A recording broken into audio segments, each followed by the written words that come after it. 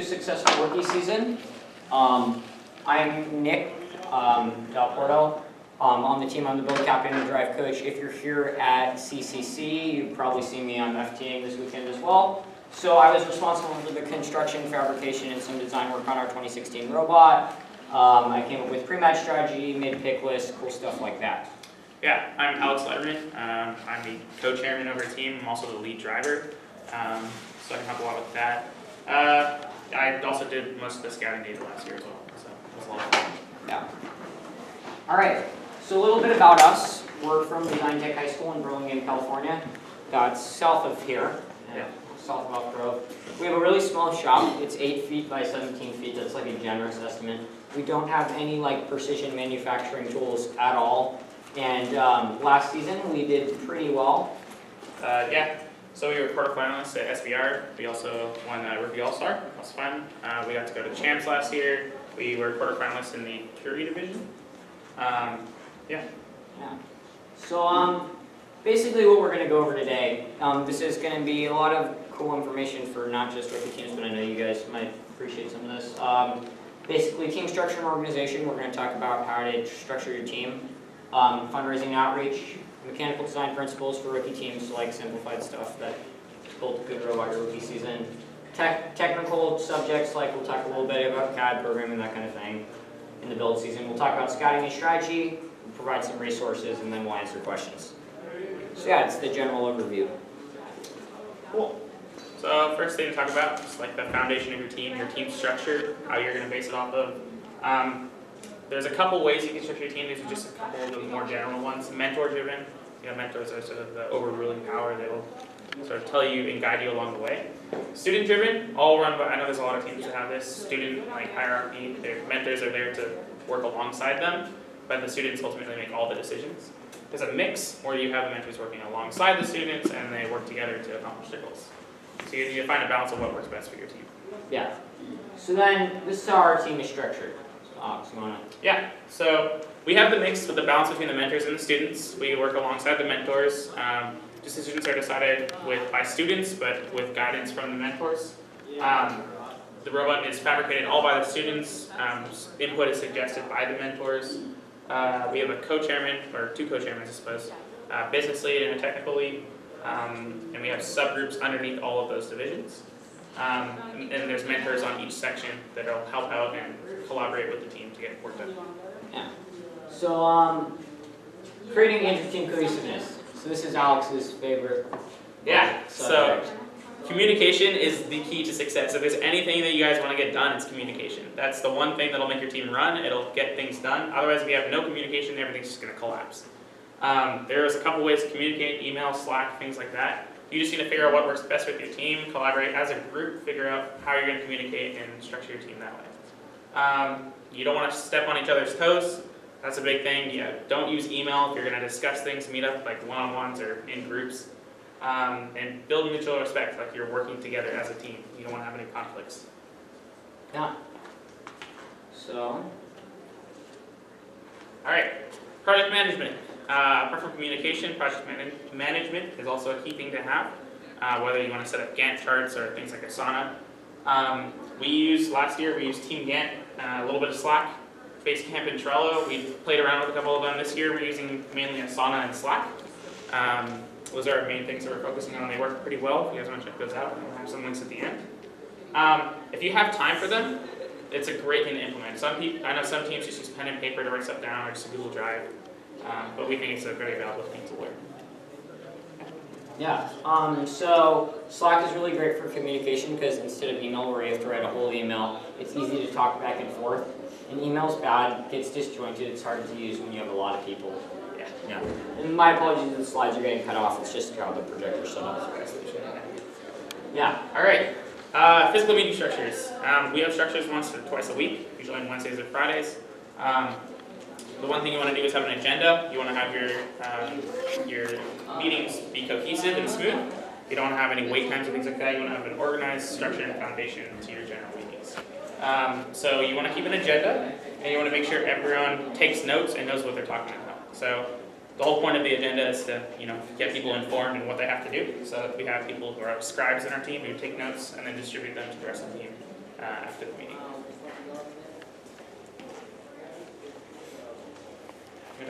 Yeah. So making decisions as a team. It's really important to make sure people on the team are happy and have input in what your team does. So some decisions on our team are made by student leaders. So stuff like how our t-shirts were designed, a lot of the robot design decisions, stuff with our programming. That was all done, most of those decisions were made by students with, with the mentors kind of helping us along the way. Some decisions require mentor input in like a more formalized mentor interaction, such as disciplinary actions, major design decisions, etc. Students just don't make those decisions on the fly. They consult with a mentor before doing that. And some are whole team decisions, like student leaders, the main strategic goals of the robot, which we'll talk about later, team name, etc. Those were all done by all the students together. So mentors, we were pretty lucky last year to have a plethora of mentors at our disposal. They were super helpful in getting us where we are now. The mentors work closely alongside of us. They're there every workshop day. And they're split across their professions, build or non-technical, things like that. And the one key thing you want to do in your rookie season is just take advantage of your mentors. Like obviously you aren't going to know as much as they are, that's why they're a mentor. So you want to take them and draw them into what you're doing. Yeah. Okay, so this is the second section. Doing okay on time. This is fundraising outreach. Yeah. So the one thing you're going to distribute to all of your people you're applying for grants or outreach, things like that, is your business plan. You're going to list everything your team does in there, logos, materials, things like that, your budget, really refer to everything in that document. And you want to sell your team. You want to focus on the positives and turn the negatives into a learning experience. You want to portray your team as as a positive impact on the community. Yeah. Another thing, when you're engaging with possible donors or people that you want to apply for a grant, for example, you want to arrive prepared and presentable. You want to go up to them with confidence. You don't want to go up and say like, oh, well, we're a team. We're looking for money, sponsors, please. But you want to have good documentation, show them exactly what you're on about, and yeah. Okay, so media. So media is like photos, videos, YouTube, like all that stuff. So use media as a way to reach your sponsors, students, other teams, and just like the general community. Use it to let people know what you're doing and why all that stuff's cool. So like a lot of teams, of course, you guys are teenagers, know what media is, like social media, Snapchat, Instagram, Facebook, Twitter, all that stuff. Get feedback. It allows you to get feedback from other teams, see what other teams are working on, and it shows what you're doing to a wider audience. And it can really get people in your school and your community excited about your team as a whole. And it also helps build relationships with sponsors. Sponsors like seeing what the teams are doing and how they're having a positive impact on the community. Alright, so a couple of basics of outreach and volunteering. What can you do like school side and what can you do outside in your local community? We do a couple things at like our local assemblies. We go and we do demos of the robot, Q&As, things like that. If you want to go into your local community, we've volunteered at some local first events, so FDC and FLL. Food banks, we go into a couple of food banks and distributed food there. And there's just a plethora of things that you can go out and do just to get your name out there and also show respect to your community. Yeah, a lot of teams like doing summer camps, teams go to street fairs and stuff like that. I mean, obviously a popular one, a big one actually, is hosting an off-season event. Well, that's a little ambitious, especially with the quantity of off-season events in the area. That's another thing you could potentially do. And also demo for your sponsors. That's an outreach event. A lot of sponsors like having teams bring robots to their work, into their places of business, and like see what you guys did with their money. So, yeah. All right, some overviews of grants. There is a lot of money that you guys have access to. Door to door is one way to focus your resources on getting money, but grants are obviously the best way you can receive a lot of money for your team. There's a bunch of popular ones, the Brain Magistri grant, NASA, Intuitive Surgical, and NVIDIA. Those are some super big sponsors of first teams. We're sponsored by a lot of those teams, and we basically this year we're just focusing on grants rather than door to door and asking our neighbors. That's our big spin. So if you can check in your team dashboard, that's what your mentors have access to for more information on applying to grants. Yeah. All right, some mechanical design concepts. Yeah, so this is going to be my thing. This is going to be a lot more info heavy than the last thing. We're going to talk more about this stuff. All right, so this is like one of the big items we're trying to get across in this category, that complexity is the enemy. And what does that mean? That means you want to build your robot as simple as possible, okay?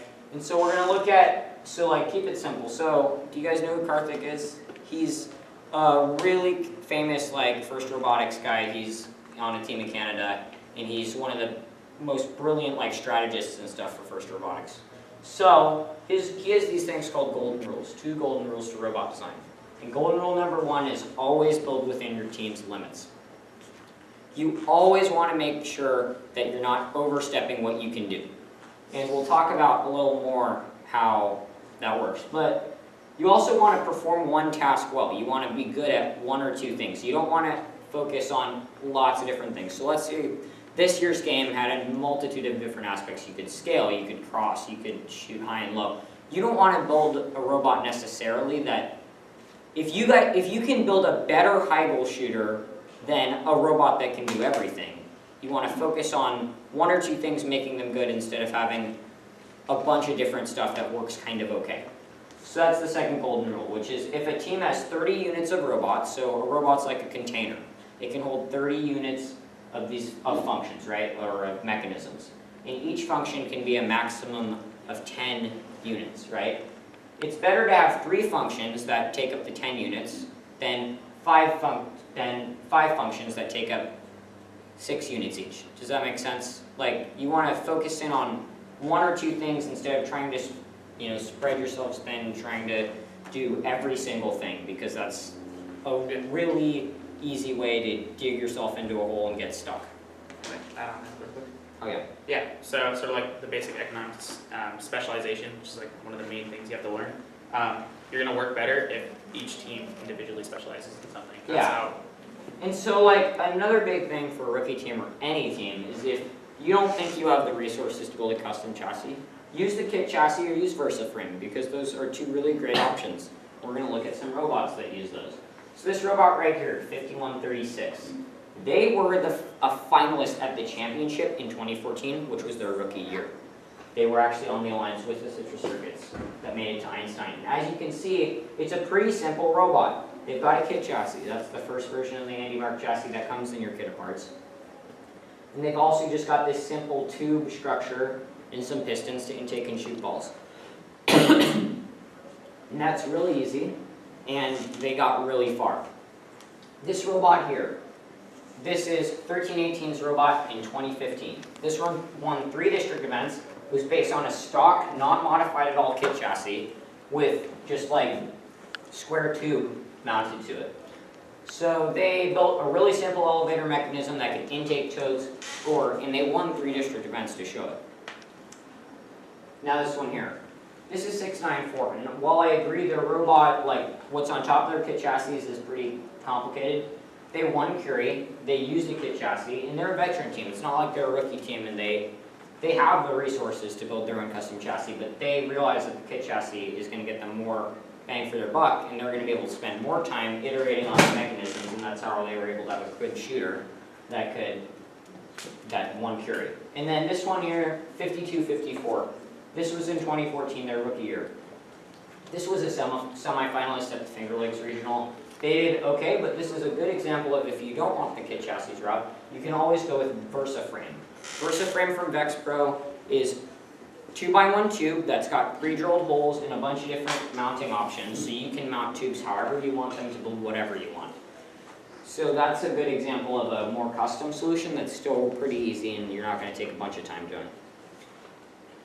Alright, so utilizing COTS parts. COTS means commercial off the shelf, so that's parts you can buy from Andy Mark, VexPro, West Coast Products, Rev, any of those places that sells parts for your robot.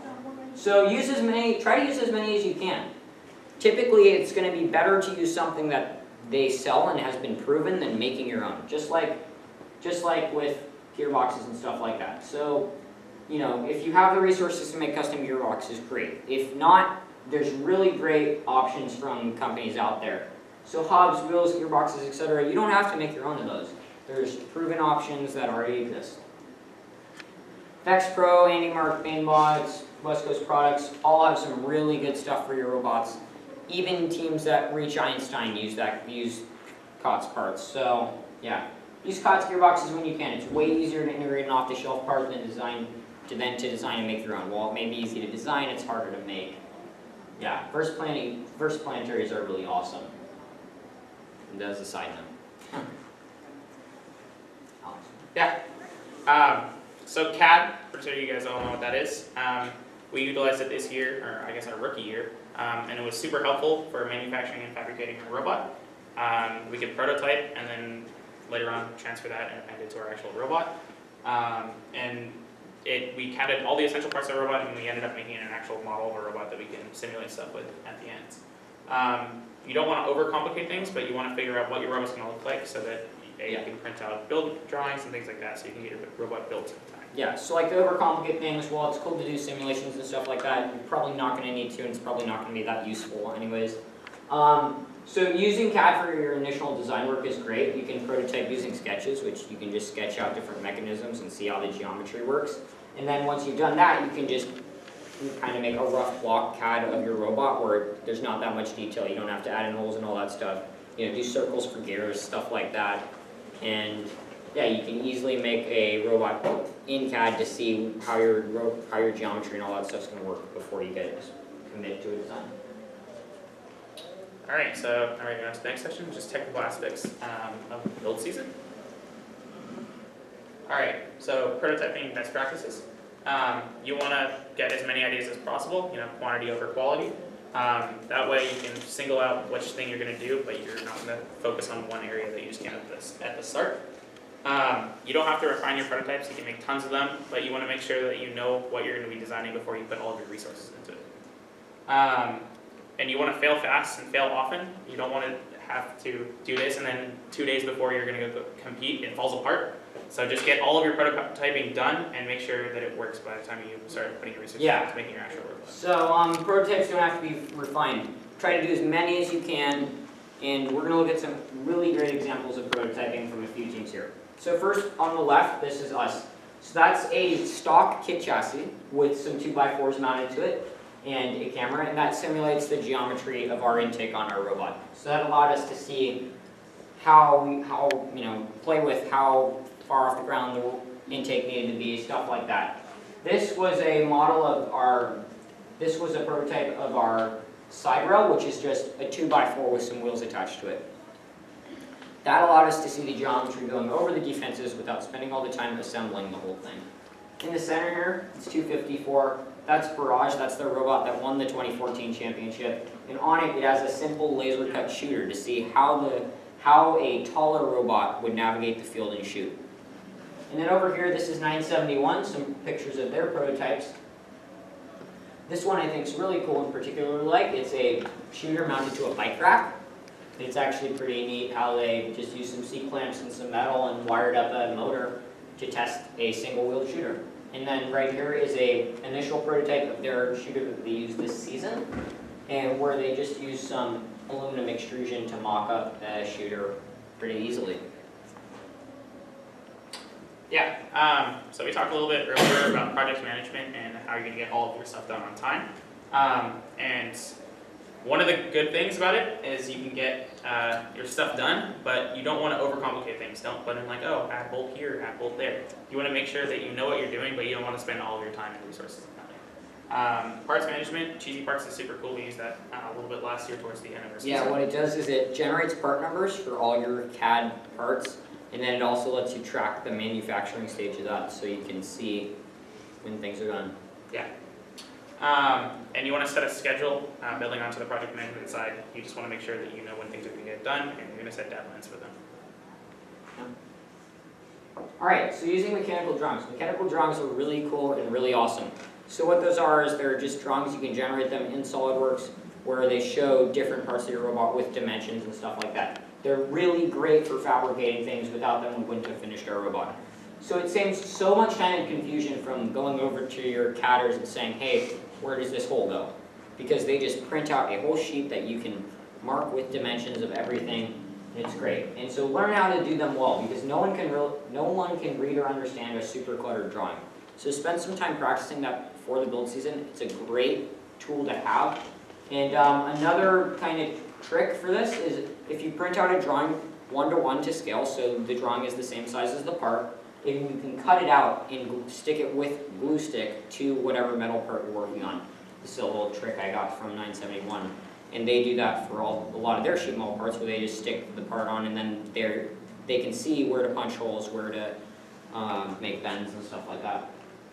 Yeah, so some essential tools that we found super beneficial during our rookie season. Metal brake, so you can something cheap from Harbor Freight. That was something that was really useful for us. Snap ring pliers, instead of using just normal pliers or like a hammer and a nail, snap ring pliers are pretty useful. Right angle ratchets for mounting our bumpers and things like that, they're super useful. Get into a tight spot, you can easily torque and pull with those. One of the most obvious ones, a chop saw. Not only do you want a bandsaw, but chop saws are great for cutting aluminum. Yeah, so you can get a standard like wood chop saw from whatever, Home Depot or whatever, and get a blade for cutting aluminum in it, and that allows you to cut all your structural tubing really pretty precisely and really fast. Yeah, so a right angle drill, much like the right angle ratchets, are great for it's a drill that has an output head. Instead of like being in a straight line when you hold it, it's like this. Yeah, kind of like so that allows you to get into tight angles on your robot. It's really useful. Yes, an electric screwdriver, high torque, just something really useful for us. Yeah. Oh, okay. Generic tips and tricks. So cheap calipers to describe lines with. We use that a lot during our build season. So what you can do is you can take a pair of calipers, take whatever piece of metal you're working on, and if you know right about where the line should be, you draw a Sharpie, and then you can scrape your calipers into it and make a nice straight, precise line for lining stuff up. Use one or two at the most like types of fasteners, so like 1024, 1032, like different sizes of bolts. Choose one or two and stick with it, because it's a pain when you have like 4 or 5 different bolt sizes on your robot. Yeah, so make sure you have them in stock. Again, when you're standardizing on bolts, you want to make sure you have the right bolts with you. Or just supply hardware is where we got most of our bolts from. We bought basically all the ones they have on stock. So yeah, and then step drill bits are super good for burying holes. So we use that instead of like larger drill presses sometimes. So yeah, and a hole saw kit is also super useful when you want to make weight. Yeah, when your robot weighs too much and you need to drill holes in it, so like when you want to Swiss cheese your robot. Yeah. Yeah. Okay. So a little bit about programming. So number one thing is like keep your code organized. Like disorganized code doesn't help anyone. Comment it so people know what's going on and people outside your team know what's going on. If you need to get help from a control system advisor or an FTA, they know exactly what's going on, because believe me, it's super hard to understand when there's no comments. Use GitHub. That's pretty self-explanatory, or some other form of version control. You can host your own Git server or whatever. But like use some form of version control so you're not all like having to see what's the latest version of the code and stuff. Make helpful when you commit, which is like when you push code to GitHub, make sure you like put in a helpful message of what you changed instead of just like writing random characters like our programmers did. Make it so code can be reused. Next year, you can open source everything and they'll let you use it next year, which is pretty neat. And then make it easily modifiable. You want modular parts so you can swap in different pieces of code for different circumstances, especially like auto routines and stuff. Yeah. All right, strategy and scouting. Let's get on to this part. It's one of our last sections. All right, analyzing the game. Obviously, every year you have a different game, and you want to figure out the best strategy to compete. So again, we were rookies last year, and we wanted to figure out a strategy that would work best for us with limited resources, budget, things like that. We decided to go with a support bot, something that would deliver balls to more advanced teams, and they would shoot into the high goal. So you want to remember the golden rules, complexities, things like that. You want to make sure that you can specialize in certain subjects, things like that. And you want to do something that you're confident in. If you can say, again, back to specialization, you don't want to cross all of the actuating defenses and shoot an high goal and low goal and play defense.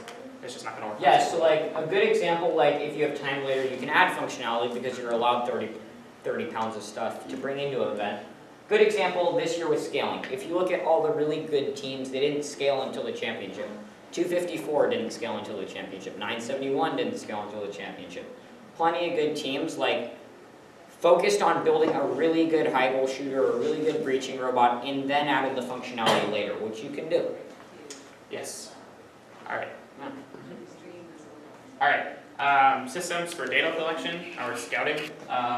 There's a couple things people use. Google Forms, just create a simple Google form with inputs and then collect all the data. You can analyze it later or just read through it. Mobile applications, there's a couple different ones. FRC Crawler is a super simple one that another team has made. You can create your own one. We're planning on doing that this year. Or you can just use old-fashioned pen and paper. Just write stuff down, interview teams in their pits, and yeah. Yeah, so the stuff with this is Google Forms. It's really easy to make because it's graphical. A little harder to work with because you have to, like, you know, make your data so it's importable into software. Mobile applications are hard, like pretty hard to make, but you can design the whole system around it. So you can design how the data's output and all that stuff, so you don't have to change anything. And then pen and paper is really easy, but it's also really hard to like put it into a computer because somebody has to stay there and like type up everything, which sucks. All right, scouting data. So there's a couple things. There's like Tableau. There's Oracle Desktop. Oracle Data Visualization Desktop. There's a Literally bunch of tools. So Tableau is a data analysis tool. Yes. It lets you like take your data from being numbers into graphs and like do really fancy insights and stuff from it. Yes. And it's free to all first teams. Yeah, you guys get like 50 licenses or something like that. It's super cool. And it's great for generating like heat maps, things like that, so that you have a better understanding of who you're playing against and who you're playing with. You want to share this all with your alliance partners. You don't want to hog all the data because you're going to be playing with them. And you want to derive a pick list at the end if you're selecting teams, depending on the data you collected. So that's what I'm going to go over. Yeah, so we're going to talk about pick lists. Or no, strategy. Yes. All right. So I'm a drive team member, and one of the main things you have to do is get onto the field with an understanding of how you're going to play together cohesively and against your opponents. So usually around 30 minutes before the match, we want to get together. We usually have like a whiteboard or something like that and figure out the strategy. That's depending on what your teams can do, and you just want to figure out the best solution to playing pretty offensively and defense. Communication is key, another one of the rules. You want to include all of your members into your strategy, and you want to make sure that you know what exactly you're doing. Okay. So if another team has more scouting info, use that, because a lot of established teams have really good scouting software programs, etc. See what state your alliance partners' robots are in, and if they need help, help them. You can bring over mentors, tools, stuff like that. We've done that even for qual matches. Yeah. Because a working robot is better than a dead one. Yes. Okay, so making a pick list. This is super important. And if you're a rookie here at this event, or you're just at this event in general, you're going to want to have a pick list, no matter what rank you are.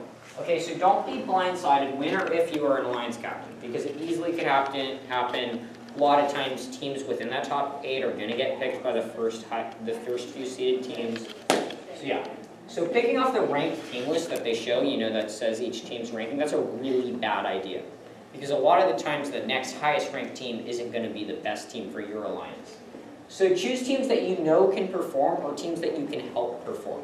So like, choose a team that you know has a working robot, or choose a team that is good when their robot works and just requires a simple fix or two to get running. So if you're really stuck, choose a team that you know well and are friends with and have an okay robot. Yeah. So great time to use that data you collected that we talked about earlier, and visualize, make trend lines, stuff like that to see. And have several options for each pick, because a lot of the times your top few aren't going to be available. So also, another reason to make a pick list is if you get picked, the captain that picked you might not have that strong of a pick list. Even if you're ranked relatively low, they might not have that strong of a pick list. So it's a good idea to always make one. It's good practice for strategy and scouting. Highly recommend doing that. All right, some resources that are available for free for everyone, and that we use vastly over our season. All right, Chief Delphi, whole team, they've created this awesome forum that people collaborate on and provide insight and just general discussion on robotics and FIRST related topics. FIRST websites, obviously the official FIRST websites provide key information for everyone, mentor guides, fundraising, things like that. So WPI, they provide all the resources for your programming. They have great Java docs and documentation on their websites. Other teams are also a great resource. Local teams, we have a couple teams in their area. We reached out to them during a kickoff event. We actually went to a kickoff event with them. And the official Q&A, they'll respond to your questions. Yes, so the Q&A is the Game Development Commission at first answers questions that you have about the game manual. You get a reliable answer that you know will be true for the entire season. Alright, so first, before we get to anything, does anyone have any questions? We're kind of nearing the end because we took about 35, 40 minutes. Okay. Yeah. Any questions? So do you have any questions? No questions? That's cool. Alright, and so we want to thank some people. So Thomas Weiss, who's actually over there from Team 5940, want to thank him for his help. Michael Bentley, Amit Harlev, and David Fisher, all from Team 5940, they helped us out with various aspects of this. We want to thank Mike Corsetto and the Citrus Circuits for helping us out this season in general and helping us make this workshop a reality. The CCC Planning Committee for helping us with this workshop. Travis and Austin Shu and Kevin from Team 971. They helped us out with some pictures and stuff on their prototyping process. Kevin Sheridan from 254, they helped us with some more photos and information. Karthik from 1114 helped us with his golden rules, and the Chief Delphi community, which also contributed to this presentation. Yeah. All right, so now if you want to get in touch with us, this is my email and Alex's email, Chief Delphi usernames. Feel free to take a photo of that or whatever if you want.